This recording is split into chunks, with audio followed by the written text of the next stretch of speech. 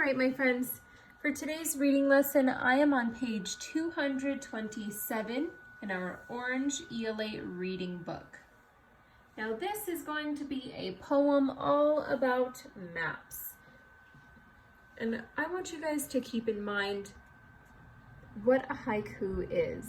We've written some haikus in the past, but I don't think we've read a whole lot.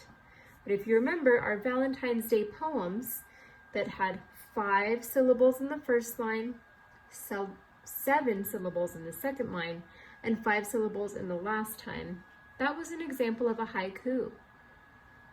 So we wrote Valentine's haikus. This is going to be a map haiku.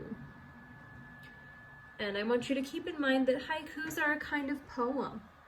And poems oftentimes try and make you feel something with certain images or feeling words. So keep that in mind as well. So this is Haiku by Richard Wright. Keep straight down this block. Then turn right where you will find a peach tree blooming.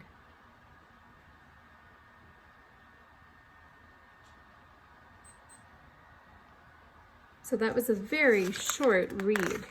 And now I want us to look back at some of the things we've read earlier.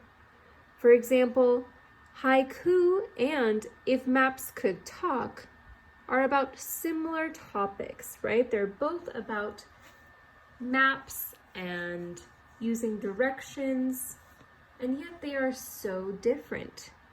If Maps Could Talk was an example of informational text, right? It's meant to give us tons of information about maps and the symbols you'll find on them. So we see an example over here. They tell us what a key is. They tell us what you'll find in that key, lots of information. But this poem, it didn't really give us much information, right? Instead, it creates this picture in your head, right? You imagine walking down a block and when you turn right, seeing a beautiful peach tree blooming. So those words that the author chose to use in his haiku poem create that picture in your head. So it's important to keep those differences in mind when we're reading different kinds of writing, different genres of writing.